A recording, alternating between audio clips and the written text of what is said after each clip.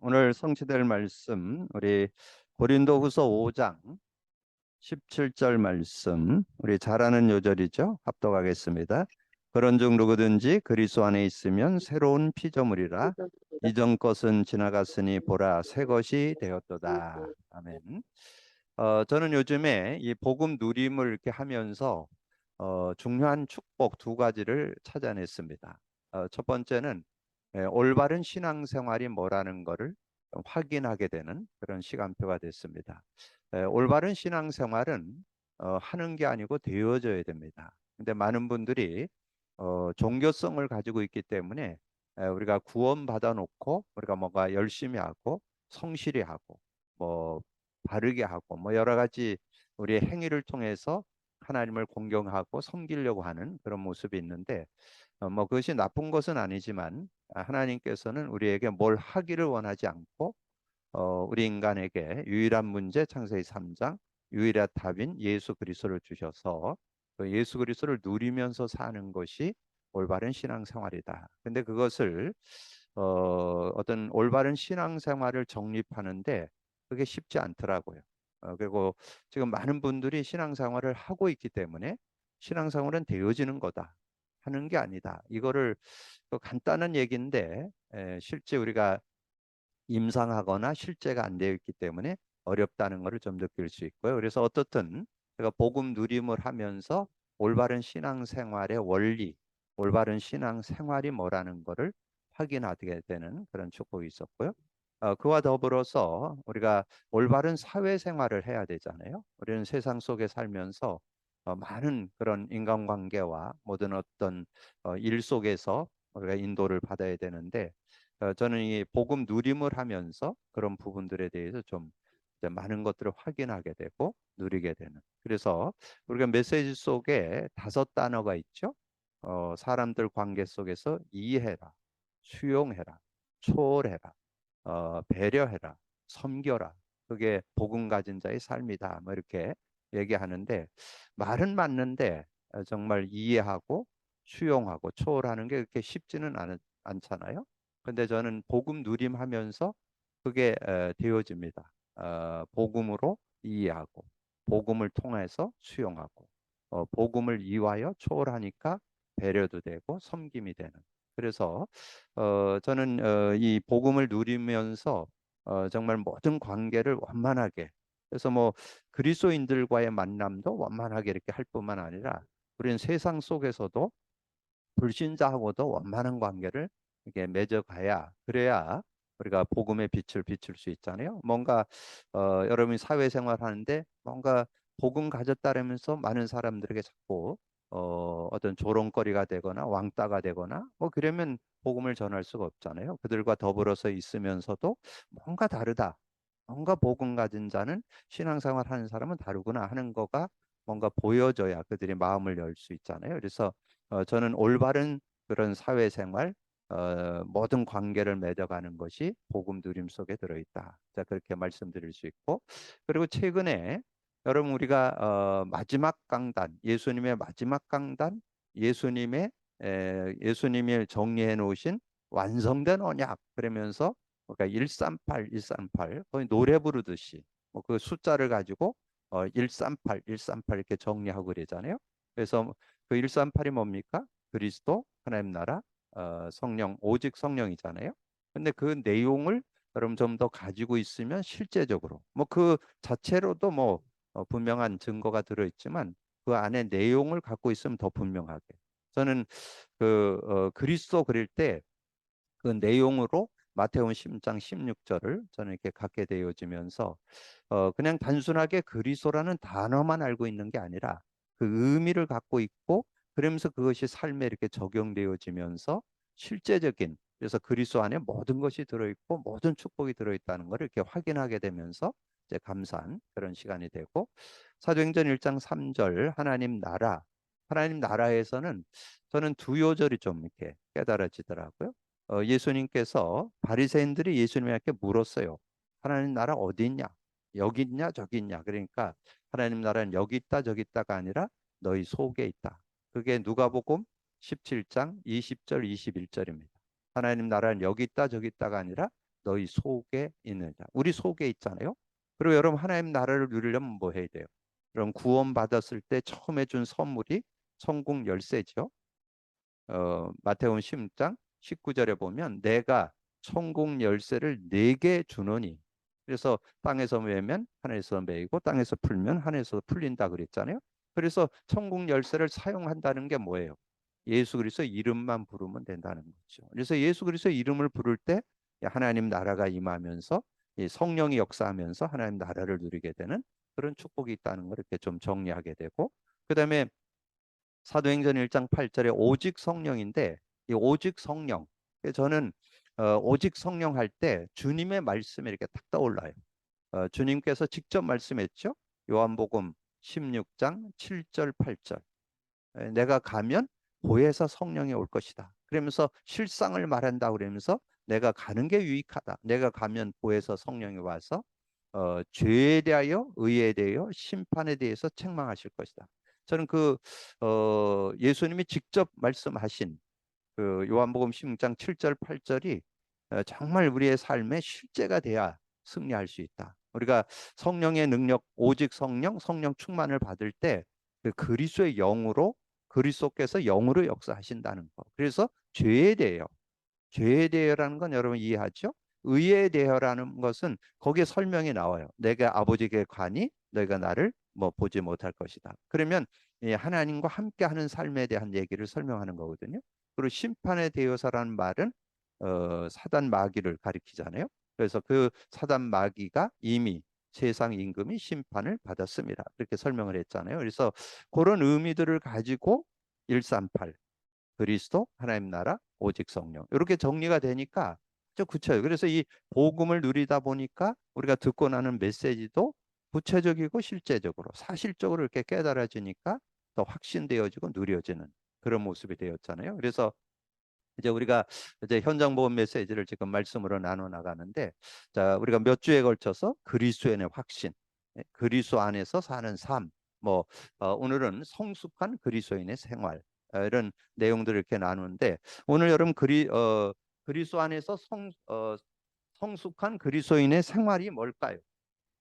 여러분 그리스도 안에서 이 성숙한 그리스도인의 생활이라고 한다면 저는 이렇게 드릴 수 있겠어요. 성숙한 그리스도인 생활이라면 마태복음 16장이 누려져야 돼요.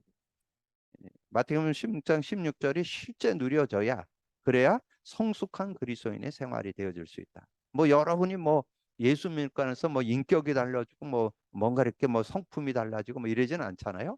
그러니까 그리스도를 붙잡고 이렇게 살면서 우리가 믿음으로 어떻게 살아야 될 것이냐, 성숙된 그리스도인의 삶. 그렇게 되어질 때 어떤 축복이 와요? 골로새서 2장 3절에 보면 그 안에는 지혜와 지식의 모든 보화가 감춰져 있다. 좀 전에 제가 말씀드린 대로 저는 그리스도 누리면서 모자라지 않다는 거. 올바른 신앙생활도 되어지죠. 올바른 사회생활도 되어지죠. 그러면 뭐 여러분 삶이 정말 아름다운 그런 삶을 살아갈 수 있는, 저는 그게 성숙한 그리스도인의 생활이다. 그렇게 말씀드릴 수 있습니다. 그래서 여러분이 진정 복음 가지고 있다면 우리는 성숙한 그리스도인의 생활이. 그러면 여러분 뭐가 담나야 될 것 같아요? 서론에서 여러분 뭐가 좀 담나야 되냐? 그리스도 답이 나야 돼요. 그래서 성숙한 그리스도인의 삶을 제대로 살았던 한 사람 소개한다면 바울이죠. 저는 이 그리스도 복음 누리면서 그리스도의 그 사도 바울의 생애가 얼마나 이렇게 실제로 다가오는지 몰라요. 그리고 그분이 누렸던 그런 내용도 정리되어지고, 그분이 사역했던 것도 정리되어지고, 또 그분이 그 연례 서신서를 써서 그 각 지역에 편지를 보냈던 그런 내용도 구체적으로 뭔 말인지, 뭘 가지고 지금 얘기하는지도 이해가 되어지고, 그러니까 얼마나 감사한지요. 그래서 이 사도 바울이 그리스도로 답을 냈는데, 사도행전 9장 4절 5절이죠. 여기에 사도 바울은 터닝 포인트가 됐죠. 예수, 그분이 죽었다가 부활했다는데 안 믿어지는 거예요. 그런데 예수님이 직접 만나가지고 사울아 사울아 네가 왜 날 박해하냐. 그러니까 예수님이 얘기하잖아요. 난 네가 박해하는 예수다. 그러니까 근데 그때 이 바울은 지식이 있잖아요.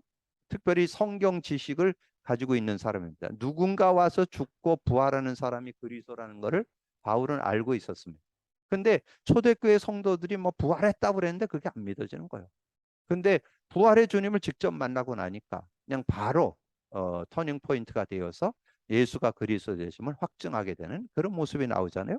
그래서 여러분 이 내용 9장 전체를 읽어보면 바울이 이 여기에서 강한 빛이 내려 비치면서 눈이 어두워지는 그런 사건이 있었잖아요. 그래서 누가 부축해야 걸어갈 수 있는 그런 상황이 됐는데 결국은 그 아나니아가 와서 기도해 줌으로 그 비늘 같은 것이 떨어지면서 눈을 뜨게 되고 자, 그렇게 되어지면서 바로 즉시로 20절, 21, 22절에 보면 즉시로 예수가 그리스도라고 이렇게 증거하는 그래서 그런 모습들이 나오잖아요. 그래서 어디에 있든지 그리스도를 간증하고 증거하는. 그러면서 나중에 사도행전 26장 18절에 보면 예수 그리스도에 대한 거를 그 그리스도에 대한 내용을 구체적으로 어, 설명하는 그런 내용이 나오죠. 거기에 보면 그렇게 그 눈을 뜨게 하여 그 눈을 떠서 어둠에서 비춰 어둠이라는 것은 사망에서 생명으로 옮겨졌다 그런 뜻이에요. 그리고 사단 권세에서 하나님께 우리가 다 사단에게 잡혀 있잖아요. 하나님께로 나오게 되고 죄 사함을 받아서 나를 믿어 거룩한 무리 가운데 큰 기업을 얻게 하는 그런 축복을 얻게 하기 위해서 예수님이 그리스도가 되셨다는 거. 그러니까 아주 그리스도의 그 의미를 아주 제대로 깨닫고 믿고 누리게 됐던 그런 모습을 우리에게 말씀해 주죠. 그래가지고 어디에서 이것을 다시 한번 확인하게 됐느냐? 그게 사도행전 11장 25절 26절. 그 바울이 회개하고 돌아왔다라는데 많은 사람들은 좀 경계하죠. 왜냐하면 예수 믿는 사람 초대교회 성도들을 잡아가지고 감옥 가두고 이러는데 앞장섰던 사람이잖아요. 스데반 돌에 맞아 죽을 때 거기에 증인으로 섰던 사람이잖아요. 그러니까 많은 사람들이 바울이 돌아왔다고 그랬는데도 많이 이렇게 경계를 하는데 근데 그 사도행전 11장에 바나바라고 하는 사람이 아주 믿음이 충만한 신실한 그리스도인으로서 이렇게 인도받는 그런 분이었는데 그분이 이 바울을 다소에 가서 바울을 데리고 와서 안디옥에서 1년간 있는 그런 모습이 되어지잖아요. 그래서 많은 이들에게 그리스도를 증거해서 그래서 26절에 보면 그래서 이제 그 안디옥 교회 성도들이 그리스도인이라는 칭호를 받게 되는 그건 뭔 말하냐면 그리스도로 완전히 그리스도가 모든 것이라는 것을 답을 내게 되는 그런 모습을 우리가 보여주고요. 그다음에 이제 사도행전 13장 1절에서 12절에 보면 어떻게 보면 사도 바울의 실제 현장이 있죠. 그래서 사도 바울이 복음을 깨닫는데 저는 이 사도 바울이 아주 그리스도도 담났을 뿐만 아니라 여러분 그 성경 사도 바울이 쓴 성경 내용을 쭉 읽어보면요. 성령에 대해서도 아주 실제적으로 특별히 여러분이 시간 되시면 그 고린도전서 2장을 한번 읽어보세요. 그리스도 그 성령의 은혜를 체험하는데도 얼마나 바르게 깨달았는지 통치자의 지혜도 아니고 세상의 지혜도 아니고 이건 하나님의 지혜다. 그러면서 저는 이 고린도전서 2장 12절이 사도 바울이 깨달았는데 얼마나 정통으로 깨달았는지 우리가 세상의 영을 받지 않고 하나님께로 영을 받았어요. 이는 하나님께서 은혜로 주신 것들을 알게 하려고. 하나님께서 은혜로 주신 그 하나님께서 은혜로 주신 게 뭐예요? 에덴의 축복이죠. 하나님께서 은혜를 주신 게 뭐예요? 하나님 나라의 축복이죠. 지금 보좌의 축복이잖아요. 시공간 초월하는 능력이잖아요. 237의 빛을 비추는 축복이잖아요. 그런 응답들을 이 사도 바울이 깨닫게 되는. 그래서 그 축복을 전달해야 되는데 이제 하나님 앞에 금식하면서 기도하는 거예요. 그냥 뭐 내가 깨달았다고 해서 막 그냥 뛰어나가는 게 아니라 하나님 앞에 금식하면서 성령의 인도받는 그런 모습이 나오죠. 그때 이 바나바와 그 마가를 이렇게 따로 정말 성령 인도받는 가운데 사역자들이 따로 준비되어지면서 이들이 바보 섬에 가서 하나님의 말씀을 전하게 되는데 거기서 말씀을 전하는데 누가 방해를 해요? 박수무당 바 예수라고 하는 박수무당이 계속 방해를 해갖고 말씀을 전하기가 어려운 거예요. 그래서 정말 내가 맞는 이 그리스도를 전해줘야 되겠는데 그걸 자꾸 전하지 못하게 방해를 하니까 이 바울이 하나님께 기도하잖아요. 기도하니까 성령 충만함을 입게 됐다. 그게 9절이에요. 성령 충만하니까 그 능력을 가지고 이 박수무당을 꺾어버렸어요. 그랬더니 박수무당이 소경돼 버렸어요. 그 소경돼 버린 걸 보고 총독이 믿었더라. 그게 12절. 그래서 여러분이 이 그리스도로 담났다는 것은 자신도 답을 나고 많이들과 함께할 때 그리스도인이란 칭호를 받을 수 있고 누구를 만나든지 그리스도를 증거할 수 있는 그런 삶이 되어지는 것. 그것이 저는 성숙한 그리스도인의 생활이요 삶이라고 저는 그렇게 생각합니다. 그래서 오늘 본문 요절이 고린도후서 5장 17절 그런즉 누구든지 그리스도 안에 있으면 새로운 피조물, 새롭게 지음받았다는 거죠. 새로운 피조물, 이전 것은 지나갔으니 보라 새 것이 되었다. 새 사람.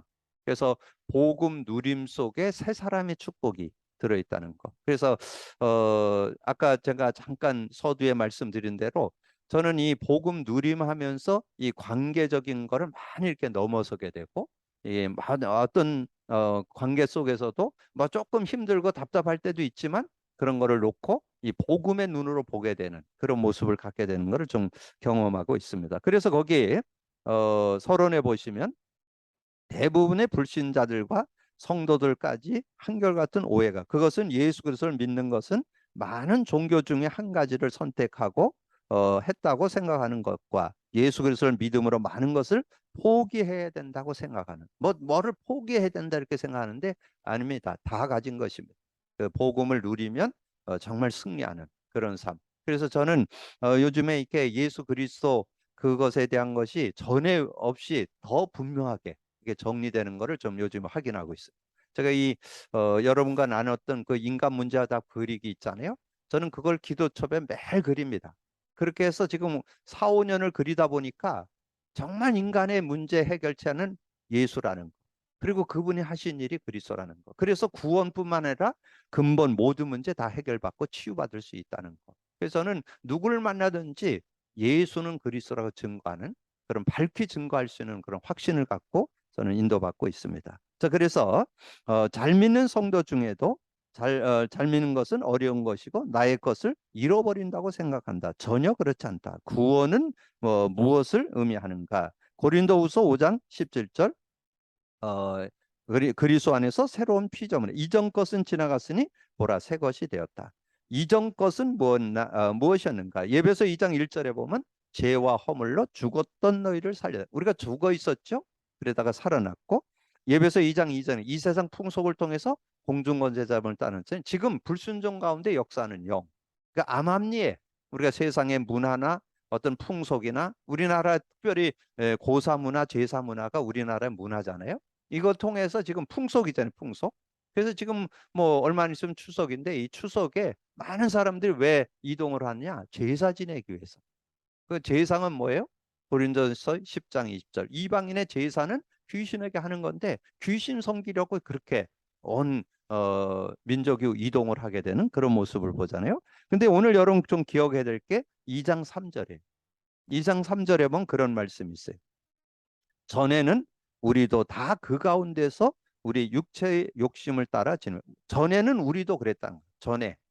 전에 우리가 하나님 믿기 전에 우리도 그런 삶을 살았다. 영적으로 죽어 있었고 이 세상 풍속을 통해서 공중원세 자본을 따랐고 그리고 전에는 우리도 그 가운데서 행하여 우리 육체의 욕심을 따라 지내며 육체와 마음에 원하는 것을 하여 다른 이들과 같이 본질상 진노의 자녀였더니 그래서 전에는 우리가 지금 신앙생활 하고 있지만 우리도 신앙생활 하기 전에 우리도 그런 모습으로 살았다. 근데 중요한 건 뭐냐? 그랬는데 지금도 그 상태 속에서 헤매고 있는 그리스도인들이 너무 많습니다.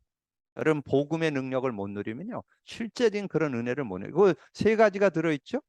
이 2장 1절은 사망에서 생명으로 옮겨졌다는 말이고 2장 2절은 이 마귀의 일을 멸했다는 말이고 3절은 우리가 죄와 저주, 진노의 자녀였는데 우리 이제 저주장 안 받는 그 그리스도의 의미가 그 안에 들어있잖아요. 그래서 구원에 대해서 무엇을 의미하느냐? 예배서 2장 1절에서 3절에 아주 넓은 그 내용이 잘 정리되어 있잖아요. 그래서 이것을 우리가 그 상태에 있었는데 우리가 구원받아서 이걸 좀 표현할 때 그렇게도 표현하죠. 과거 문제 해결, 현재 문제 해결, 미래 문제 해결 이렇게 하는데 어쨌든 이 내용을 가지고 실제적으로 우리의 상태 영적으로 죽어 있다가 살아났고 마귀에게 잡혀 있었는데 거기서 해방받았고 우리가 그 권세를 갖고 승리하고 이 죄로 인한 저주장에서 우리는 승리하는 그런 삶이 되었다는 거죠.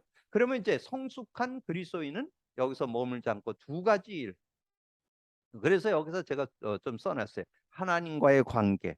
하나님과의 관계가 계속 깊어진다는 거죠. 그래서 우리가 하나님과의 관계가 계속 깊어져야 되는데 베드로전서 2장 2절에 보니까 그랬죠. 갓난 아이들 같이 순전하고 신령한 젖을 사모하라. 이는 그로 말미암아 너희로 구원에 이르도록 자라게 하느니라.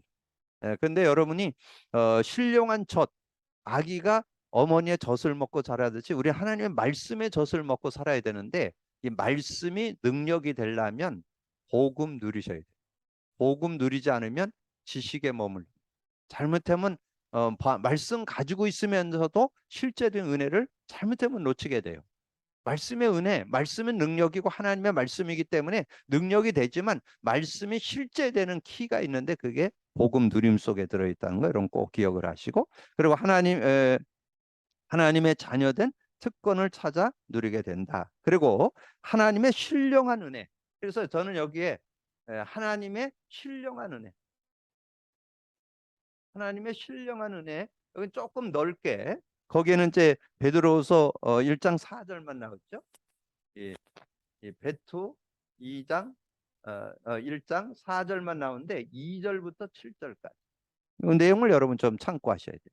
그래야 실제적인 여러분이 은혜를 누릴 수 있습니다. 베드로후서 1장 2절부터 7절을 제가 그럼 여러분 복음 누림을 할 때 어떤 축복이 오는가 요게 잘 기록이 돼 있어요. 1장 2절에 하나님과 우리 주 예수를 알므로 은혜와 평강이 너에게 더욱 많을지어다. 그의 신기한 능력으로 신기한 능력, 신령한 능력이라 그랬죠? 신령한 은혜라는데 여기 성경에는 신기한 능력으로 생명과 경건에 속한 모든 것을 우리에게 주셨으니 이는 자기의 영광과 덕으로서 우리를 부르신 이를 알므로 말미암으라. 이로써 그 보배롭고 지극히 큰 약속을 우리에게 주사 이 약속으로 말미암아 너희가 정욕 때문에 세상에 썩어질 것을 피하여 신성한 성품에 참여하는 자가 되려 함이라. 그러므로 너희가 더욱 힘써 너희 믿음의 덕의 지식을 지식의 절제를 절제의 인내를 인내의 경건을 경건의 형제 우애를 형제 우애의 사랑을 더하라. 이게 따라온다는 거예요. 여러분의 삶 속에 어떤 것이 되느냐? 믿음의 덕의 지식을 지식의 절제를 절제의 인내를 인내의 경건을 경건의 형제 우애를 형제 우애의 사랑을 더하는 이런 삶이 되어질 수 있는 그런 축복이 있다는 그것이 우리 그리스도 안에서 하나님 관계에서 계속 깊어지는 은혜라는 것을 우리에게 말씀해 주고요. 그러면 이제 사랑 관계, 사랑과의 축복된 관계가 계속되는데 무엇으로 축복된 관계가 이루어지는가? 요한일서 3장 11절, 요한일서 3장 14절, 특별히 요한일서 3장 14절에 우리는 형제를 사랑함으로 사망에서 옮겨 생명으로 들어간 줄을 알거니와 사랑하지 아니하는 자는 사망에 머물러 있느니라. 근데 저는 이 말씀에서 여러분에게 하나 더 드리고 싶은 것은 요한일서 5장 1절. 요한일서 5장 1절을 보면 그런 말씀을 예수께서 그리스도의 심을 믿는 자마다 하나님께로 났으니 하나님께 난 자는 하나님께 난 자를 사랑하느니라. 이렇게 그리스도 안에서 모든 형제 자매를 사랑하게 되는 그런 모습이 된다는 것. 하나님께로 난 자가 진정한 사랑을 할 수 있다는 것을 우리에게 말씀해 주고요. 자, 그러면서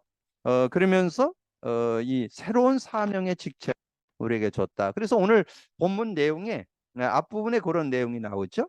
오늘 본문 내용에 거기 18절부터 21절인데 거기 다 말씀드릴 수는 없고 자 18절 모든 것이 하나님께로 났으며 그가 그리스도로 말미암아 우리를 자기와 화목하게 하시고 또 우리에게 화목케 하는 직분 화목케 하는 그래서 우리는 여러분이 정말 복음 제대로 누리고 있으면요 교회 속에서도 화목케 하는 사람이 되고 여러분 가정에서도 화목케 하는 그래서 여러 가지 분쟁이 있고 다툼이 있는 그런 모습에서 여러분이 피스메이커로 그래서 정말 여러분 복음 가요. 근데 그것이 여러분이 누림이 안 되면 안 돼요.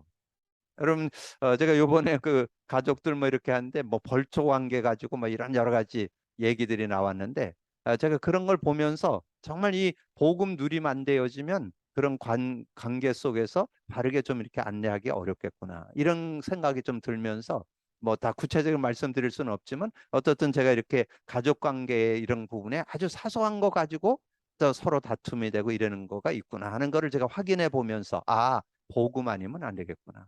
그래서 제가 그걸 놓고 기도하면서 이렇게 원만하게 그런 부분들을 좀 정리해 보는 그런 시간도 가졌습니다. 그러면서 19절에 뭐라 했어요?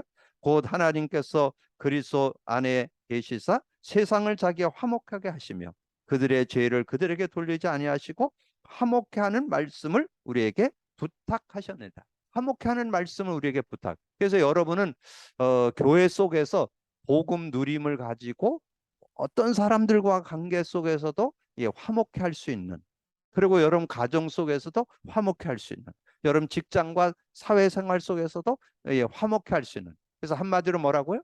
우리는 복음 가졌다면 피스메이커 돼야 된다. 근데 많은 분들이 뭐 하는지 아세요? 트러블 메이커 하고 있어요. 이상하게 저 사람만 들어오면 뭔가 부작용이 나오고 뭔가 갈등이 생기고 이러면 안 되죠. 여러분 정말 복음 가진 신앙이라면 어떤 자리에서든지 정말 화목을 이뤄낼 수 있는, 그래서 두 가지, 뭐 화목해 하는, 우리에게 우리에게 화목케 하는 직분을 주셨다. 19절에는 우리에게 화목케 하는 말씀을 우리에게 부탁하셨다. 그렇게 여러분 그 언약을 좀 잡고 인도받는다면 되어지겠죠. 그 어떤 결과를 가져오는가? 그 요한일서 1장 3절에 보니까 우리가 보고 들은 바를 너에게 전함은 너희로 우리와 사귐 있게 하려 함이라.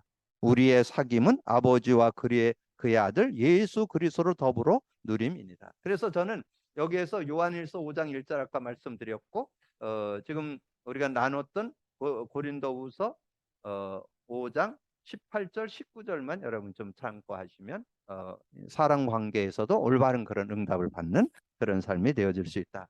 그리고 성숙한 그리스도인은 확고한 삶의 방향과 동기가 생겨난다. 자, 그렇게 말씀했는데, 그래서 어떤 동기가 생기는가? 고린도후서 5장 14절, 그리스도의 사랑이 우리를 강건하고 마음의 중심에 어떻게 되는가? 고린도후서 5장 15절은 오직 그를 대신하여 죽었다가 다시 살리신 이를 위하여 살게 하려 함이라. 당신의 동기는 어떤 것이며야 하는가?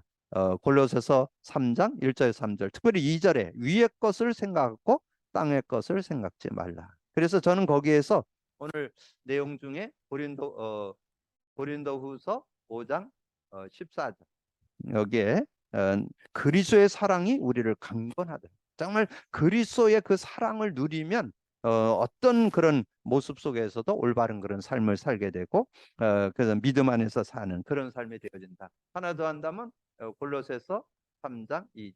그래서 위의 것을 생각하고 살아갈 수 있는 그런 모습이 돼야 된다. 이렇게 정리해 볼 수 있습니다. 그러면 그리스도인이 낭망, 다절, 고통에 직면했을 때 깨달아야 되는 말씀은 무엇인가?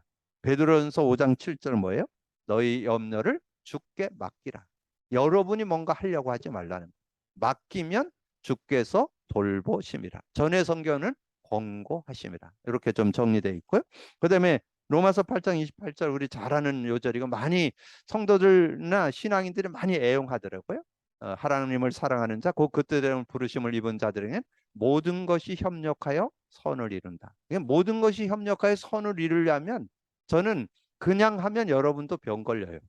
여러분이 누리면서 뭔가 다른 사람을 이해하고 수용해주고 초월해야 되거든요. 그렇지 않으면 잘못돼요. 그래서 그 중요한 포인트가 복음으로, 복음 안에서, 복음을 통하여 할 수 있는 그런 모습이 돼야 된다. 자, 그래서 우리가 결론은 이제 그리스도로 답을 낼 뿐만 아니라 그리스도를 증거하는 그런 삶이 돼야 되겠죠. 그리스도 증거.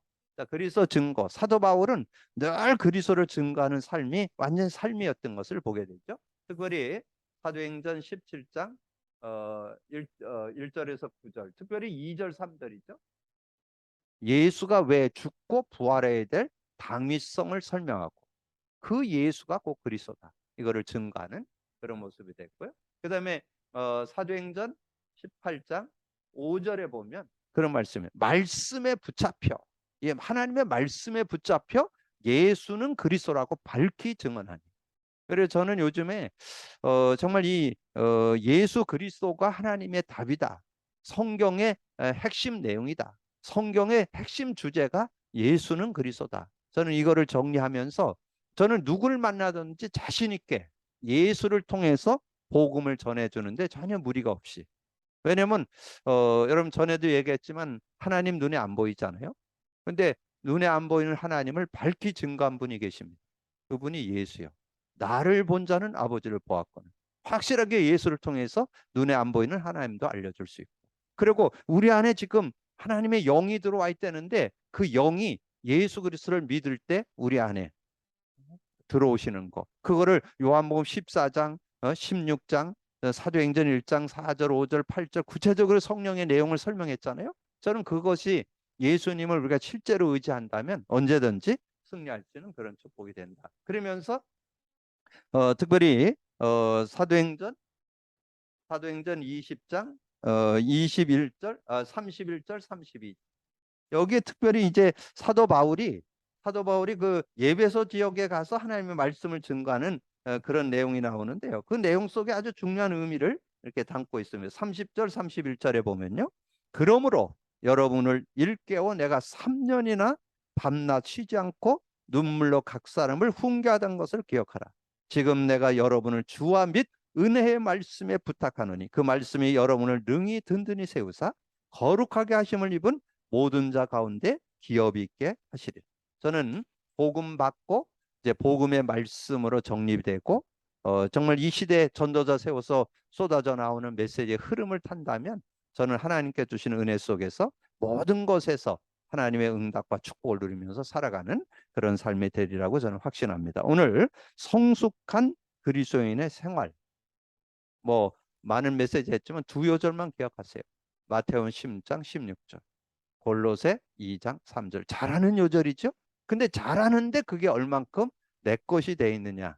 그게 여러분이 성숙한 신앙생활. 또 한 단어 얘기한다면 이제 우리는 어디에 있든지 나는 트러블 메이커가 아니고 피스 메이커로 살겠다. 이렇게 결단하는 여러분 되기를 주님으로 축복합니다. 주님 감사합니다. 오늘 귀한 날 주시고 또 귀한 말씀 나눌 수 있도록 은혜 주신 거 감사합니다. 듣고 나는 말씀을 언약으로 잡고 믿음으로 누릴 수 있는 저희들 되게 하여 주옵소서. 이제 그리스도 확신, 그리스도 안의 삶, 성숙한 그리스도인의 삶을 제대로 사는, 제대로 하나님 앞에 영광 돌리는 우리의 삶의 모습 될 수 있도록 축복해 주옵소서. 감사거리 주님, 예수 그리스도 이름으로 기도하옵나이다. 아멘.